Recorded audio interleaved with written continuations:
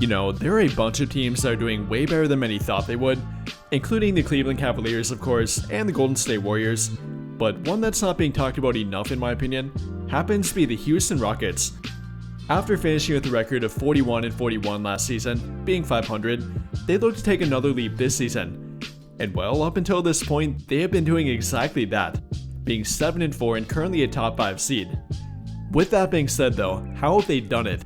And why might it be time to finally start paying attention to the Rockets again? We'll break it all down. And to begin, they've simply built upon their team continuity. They only made 2 big changes to their team from last season. First being trading for Steven Adams, who is currently only playing about 13 minutes per game and has only played in 4 games for their team. And then drafting Reed Shepherd, who is currently playing only about 11 minutes per game. Definitely could be a good player for them in the future, but not a major piece of their rotation right now. And apart from that, their rotation is pretty much identical compared to last season, and I don't think that's really a bad thing. Team continuity, especially for a young team, is incredibly underrated. You don't need to add a star player every year. I mean, sure, that would be great to have, but it's simply not realistic, and you don't need it especially for a young team like them. And I think their young talent has taken another leap, especially being true for Jalen Green and Alperen Sengun, and then their vets are even more comfortable within this system. With that in mind though, what do the numbers say about what they're doing right now? And well, they're definitely built around their defense. The Rockets currently rank 3rd on defense, giving up the 3rd fewest points per game to their opponent. Opponents are only shooting 44.8% against them right now, the 5th worst in the entire league. And they have a combination of good defenders, one of which being really underrated in my opinion, being Tari Eason. He currently ranks 2nd in defensive box plus minus in the entire league, and that's really good, especially for a role player. And then Alperen Sengun, not really a great defender in the eyes of many, but he's definitely a lot better than you might think. Not a big time shot blocker, or a guy that will absolutely lock you up on defense, but he does the little things well, grabs defensive rebounds, protects the rim a little bit, and overall can be relied on in the middle for them. And then for Amen Thompson, he currently ranks in the top 30 in plus minus rating, a really good wing defender for them, a point of attack defender as well, and all around a switchable defender. Guy that definitely works hard. The other night he made a great play in transition, catching up to a ball handler and knocking the ball away, and that's pretty much a true testament to the player that he is. A hard worker, a committed defender, and a guy that you want on the court to make those kind of hustle plays. Then finally, can't forget to mention Dillon Brooks. Obviously a good wing defender for them, definitely a pest on defense, has kind of donned himself the villain, and it's really helped build their defensive identity. Moving on to offense though, I wouldn't say they're flashy offensively, but they do take care of the ball, and ultimately that's the most important thing. Right now they're committing the 7th fewest turnovers per game, and they have a great point guard that orchestrates their offense, being Fred VanVleet.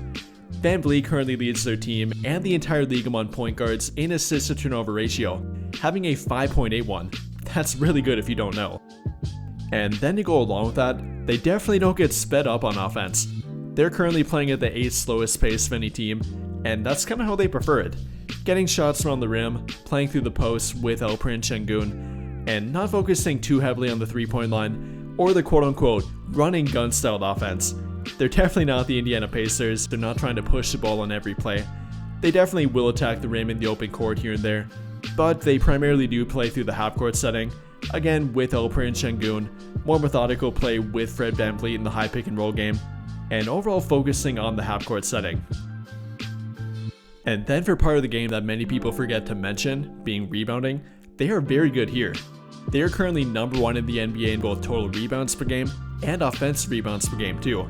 In fact, they grab nearly 2 more offensive rebounds per game than any other team right now, grabbing about 15 offensive rebounds per game.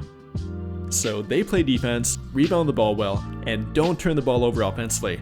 That right there is the foundation of a good team. And while that's great and all, why should we actually pay attention to them as a legit threat? And well, like I mentioned before, I think that might come from their young talent, which definitely do appear to be taking another leap. Between Jalen Green, Alperen Sengun, and Tari Eason, they are showing a lot of improvement, whether it be on offense, defense, or simply having a more well-rounded game. They are showing improvement. And beginning with Jalen Green, he's definitely still a bit volatile, but slowly but surely becoming more efficient. Right now, Green is averaging over 21 points per game on over 35% 3-point shooting, the first time that he's ever shot above 35%, even though the year's not finished yet. And overall, I think he's learning how to play within the flow of their offense, rather than simply looking for his own shot or playing out of the flow of their offense. Again, still does have a ways to go yet, but does appear to be taking another leap, especially on offense, and has appeared more committed on defense too. And then for Alperen Sengun, pretty much a baby Nikola Jokic in my opinion, that kind of do-it-all center that you can run your offense through, and even let him cook in the low post, and he definitely can too. But whether you're passing it off to him, he can either look to score himself, find an open teammate, or rebound the ball and actually get a putback as well. Right now he is averaging about 18 points per game, 11.5 rebounds per game, 4 assists per game, shooting 48% from the field, and 31.3% from 3. Really telling you about how much he does for their team. Whether it's being the primary scoring option, he definitely can do that, orchestrating their offense from the high or low post, averaging about 4 assists per game, second to only VanVleet, or then cleaning up the mess for them, leading their team in rebounds per game, and averaging nearly 4 offensive rebounds per game too. So definitely plenty of putbacks. And then for Tari Eason, definitely an underrated role player, and honestly one of my favorite role players at this point. Only 23 and has plenty of room for improvement, but already does literally everything pull on the court. He is a very good committed defender. Like I mentioned before, currently ranks 2nd in defensive box plus minus rating, averaging 3 combined blocks and steals per game, one of the very few wing players or non-centers to be doing that. And then on top of that, he can switch 1 through 4 and sometimes 1 through 5 if they're playing against a small ball lineup. Overall versatile defender that commits on every play. And then offensively, I would call him a crafty 3-level scoring threat, currently averaging about 12 points per game or 19.1 per 36 minutes, pretty much doing everything well on the court, finishing well around the rim, finding open teammates, and then shooting 41.4% from beyond the arc on nearly 3 attempts per game, or about 5 of them per 36 minutes. And you can't forget to mention rebounding with Tari Eason, a very good rebounder, especially for a big wing, has a career average of 10.2 rebounds per 36 minutes, grabbing about 2 offensive rebounds in his 3-year NBA career, with only 22 minutes per game of playing time. That's incredible, and really a testament of his hard work. And then for Amen Thompson, Jabari Smith, I think they're learning a bit slower or developing a bit slower, definitely true for Jabari Smith, but still do add value to their team and their rotation right now. With Amen Thompson, they get a great defending, rebounding wing that can play some point guard too, so plenty of versatility with him.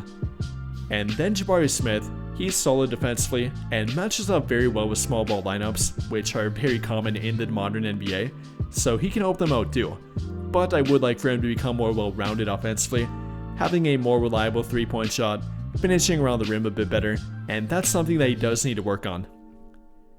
And then finally for the vets on their team, I think that's what makes them a well-rounded and actually a dangerous team.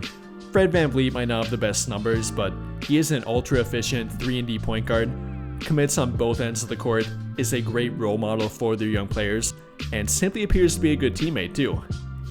And then Dillon Brooks again, he brings their intensity and really help them build their defensive identity, which they are currently leaning on like I mentioned before, being a top 5 defense, and that might be what takes them throughout the entire season. If they hope to crack the play-in tournament or even avoid it in a very tough Western Conference, they're going to need to be very good on defense and get even more value from their young talent. With that being said though, what do you guys think?